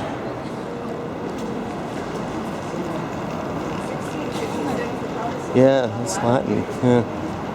Huh. I was trying to figure out what it's like the 6 DOMBEN. Oh, yeah, that's years. That's I was gonna say that's the year, I was guessing. Oh, how's that? Whoa. Okay, there we go. Hello, everybody. Jordan here. Hi. I'm kind of just winging this video here. So you're getting the real raw deal here. Non-scripted, off-the-cuff Jordan. Goodness for you. But it's currently 8:26 in the morning. I'm going down to breakfast soon, but I thought before I did, because it's now day 3 of being in London, and I realized I hadn't really shown any of my my room, so I thought I would document that just for posterity, maybe a little prosperity. But anyway, here we are around here, and there's me, hello, in all my full body shot glory. Anyway, I'm just going to do a quick little thing here, nothing fancy or anything, but this is what they call in London a door. Here we got bathroom here, pretty, pretty standard. It's again kind of a bit of a mess because I just finished showering and shaving not too long ago. The tub, you'll notice, that's the one thing that really caught me off guard. That is I don't know how well you can really tell in the video, but that is a huge step, like it's massive. And inside of the tub, it's actually, again, it might be kind of hard to tell just from the video, but it's actually quite narrow. It's actually really hard to stand in. You can hardly even stand in it and bend over at the same time. I think maybe in Europe they're more used to taking baths than they are showers. But anyway, moving on. down the hallway, you'll notice it's actually a quite small room. Not that I really require that much space anyway, it's just me in here. But some lovely British art, hotel art. And then of course I've got all my stuff there in the closet there. I'm speaking softly because, you know, I don't know who else in the rooms next to me might still be sleeping. But so yeah, I got that there. And then the bed. And then of course my table here where I've strewn out all of my belongings.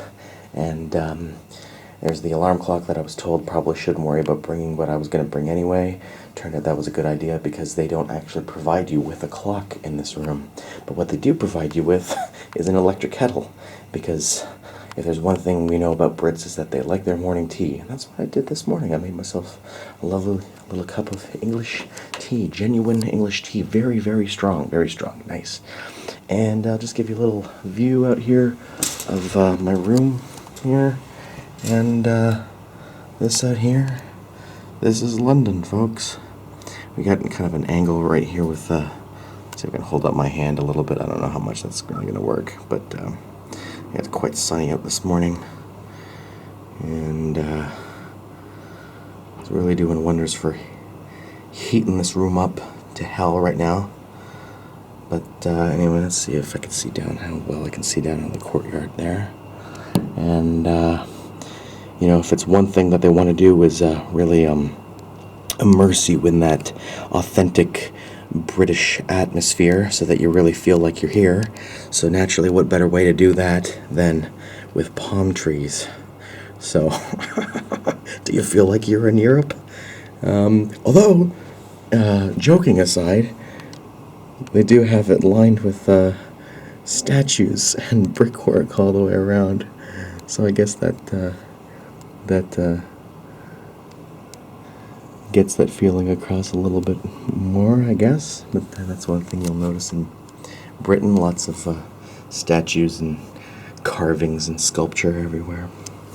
And worked into all the architecture and everything. But anyway, that's my view. Nothing overly spectacular, but then again, you do have way off in the distance a view of the building that's known as the Shard, which is, I believe, if I'm not mistaken, that is the tallest building in Europe.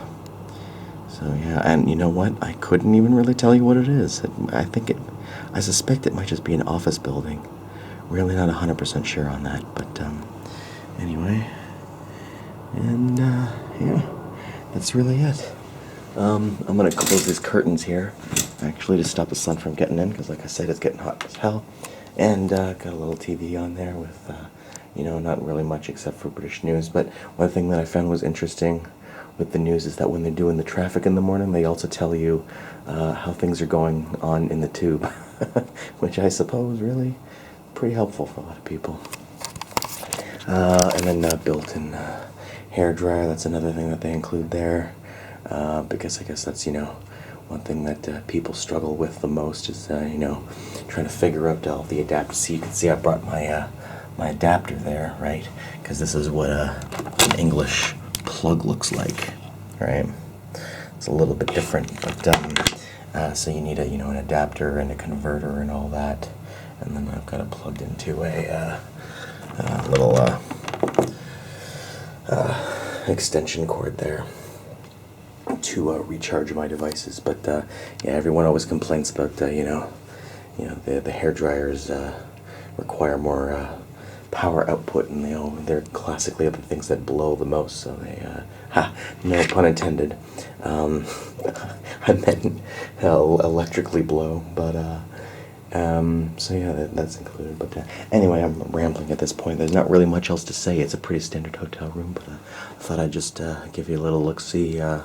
Anyway, but on that note, that's basically all from me. Like I said, it's my third day in Paris, so tonight will be my third night. This will be my last night in Paris. So I just wanted to film it before I leave. All right. I think I just said this was my last night in Paris. I meant my last night in London. Edit that last part out. Note to self.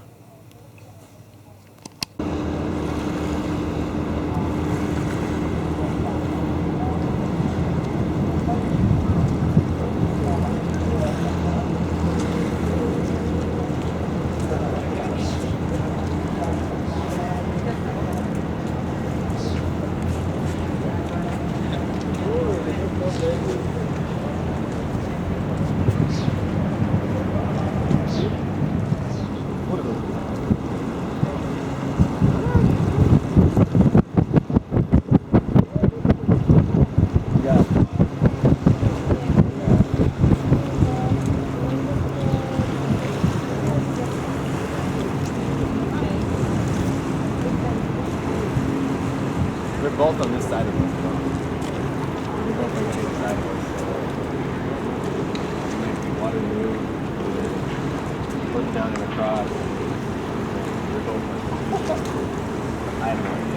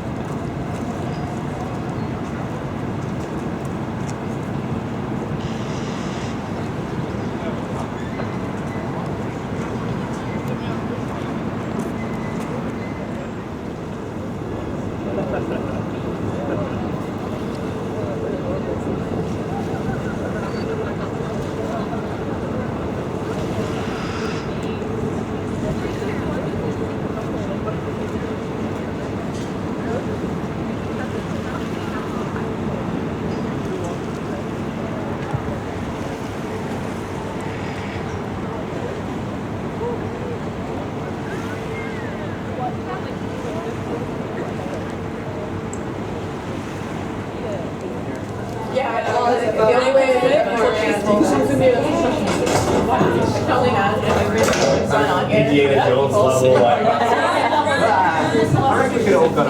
We could have. They let the gates open, we just. Yeah. Welcome to the Coca-Cola London Eye. Seems a lot more stable than like. Like just like a really crappy carnival one. We can just like go, what? But, did I roll? Going up. The carnival. These guys probably double. No. No, I would hope not, because there's They're a lot of anchored standing with like there. massive amounts of steel. Look at that. Oh, look, it's rotating. You can see it. It rotates. When we get back down, But that's just for TV. That's the NSA of London.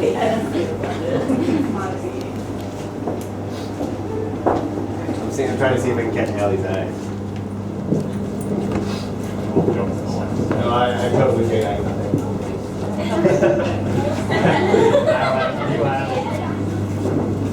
Big ass pot. You want me to give? Don't tell me what. Yeah. Otherwise, it's kind of small.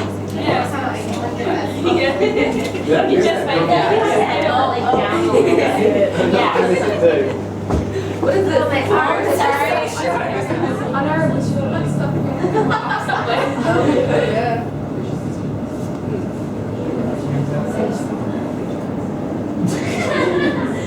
That's why they don't never mind taxi.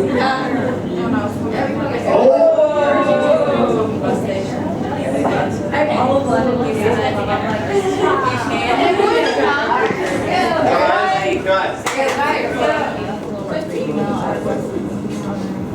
Well, you know, we were talking about we should all like be on Facebook together. Yeah, let's do Facebook. And then that way we can just like tag. Does everyone have Facebook? Yeah. If not, we can email it to them. Yeah. They don't have Facebook. Right. I went MySpace.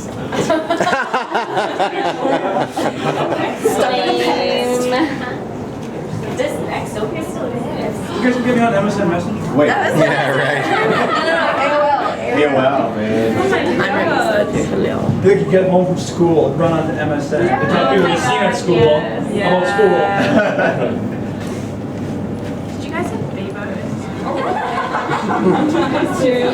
I can never like when someone's like, I can be smiling and just take a picture and I'll be like, You feel great that it's all, like awkward and tense. Oh, yeah. Oh, it's so pretty. All the time. Creepy. Look at that beautiful water. I know, right? I was like, never thinking about it, right? Never thinking The city looked really congested from outside. It does actually make it look. But like, it's an era. Like, look at all this garden stuff. Like, green. Yeah. Carpets green. It's like the Mexican yard.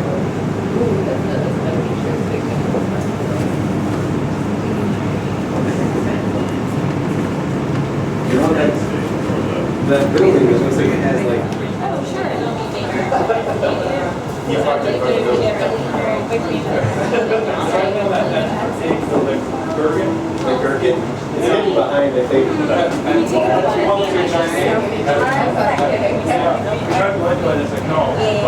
honey rain action. I don't know how to use that.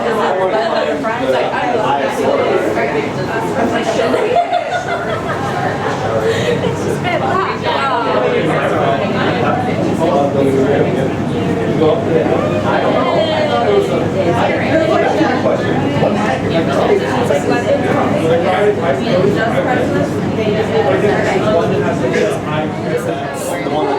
I know, but like, is that's also just like. Oh, I'm imagine that your office.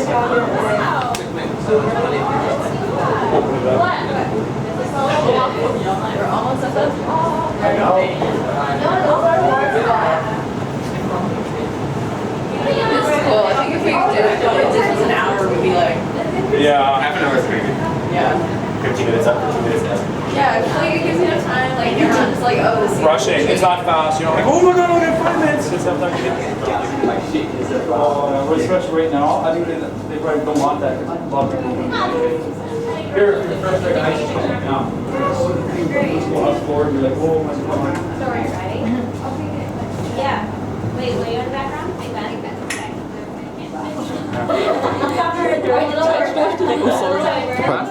Durch die Ecke bitte Arm vor, aber dann ist der Weg. Ready further. A little down. A little down. Okay, ready? Doch, yes.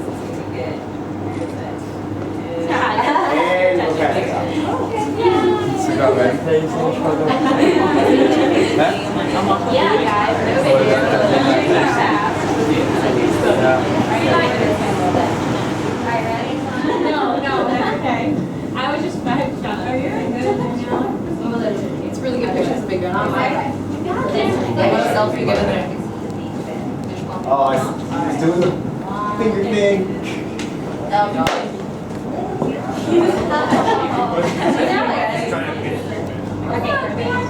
Ready?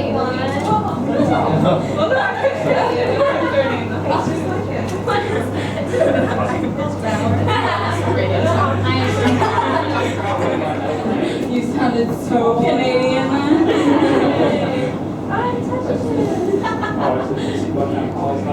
I've been heard you say anything that sounds so Canadian, and then you just go, oh yeah.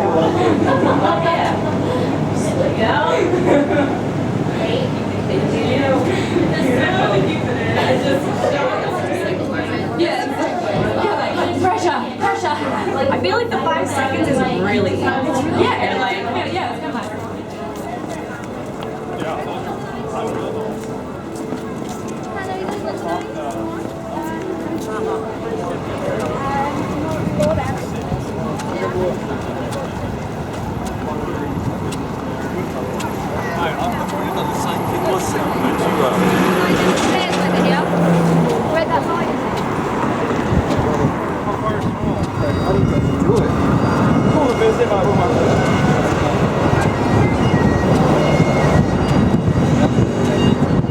Oh, you're gonna land that thing?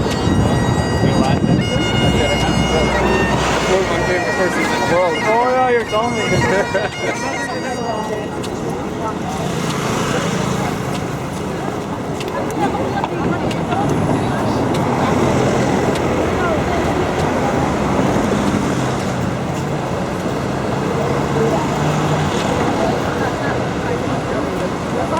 Oh yeah.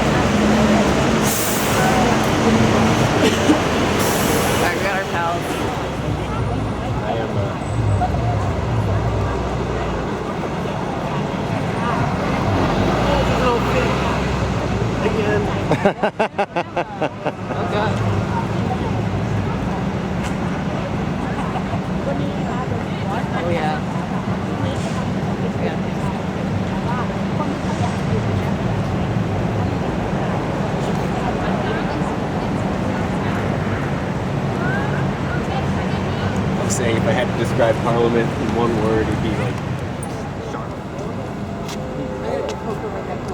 That's not one of those. Well, there's a. We have a couple that always come back to our pool. There's always two ducks that like to swim around.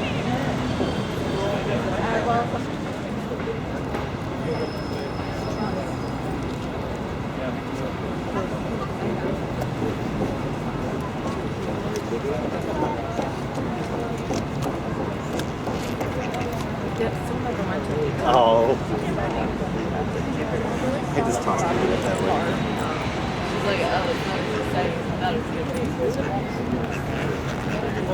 Alright. Here you go. You can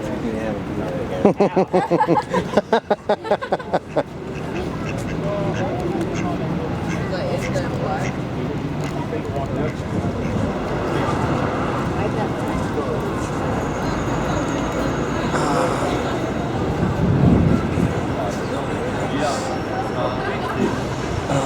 I'm sorry, it doesn't even compare.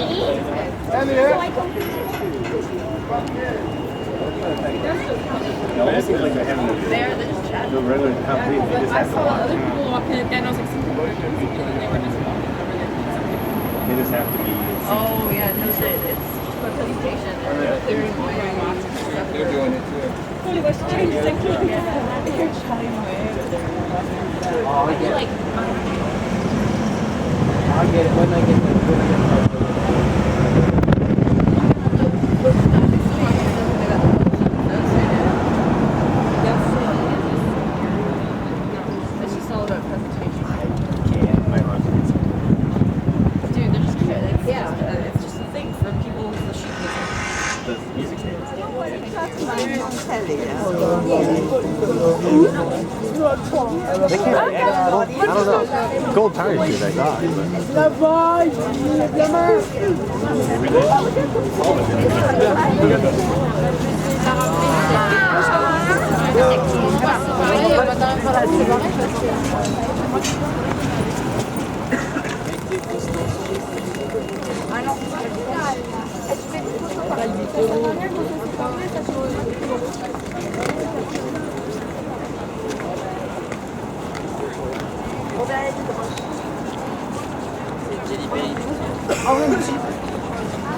Ouais, mais tu sais, un euro 5.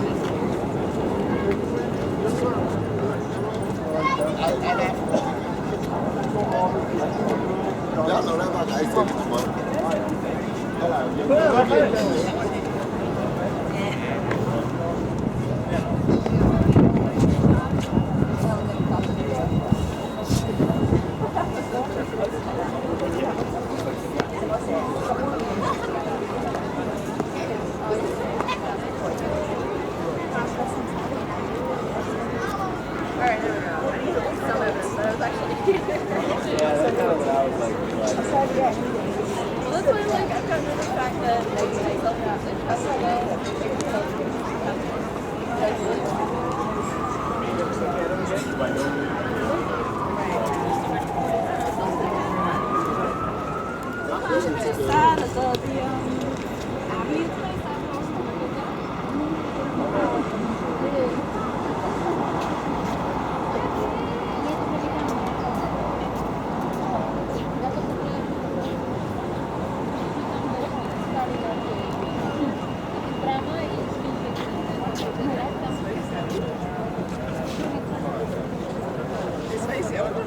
Deshalb habe ich das Tor von rechts von den Play-Dinger aus fotografiert, weil dann ist auch nett ist.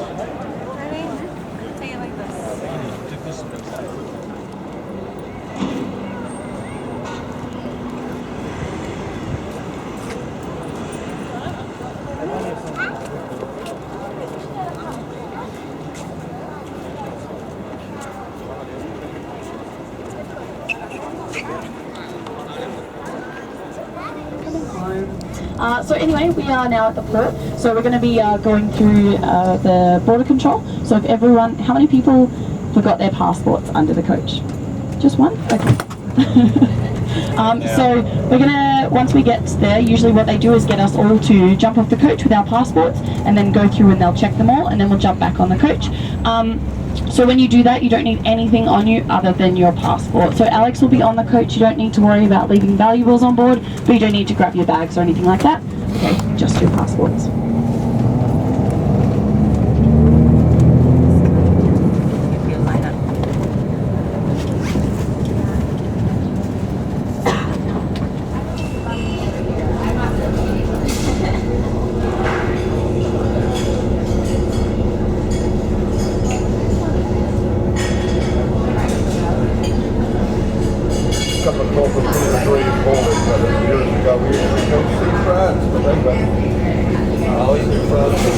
Yeah. Blocking our view, jerk. It's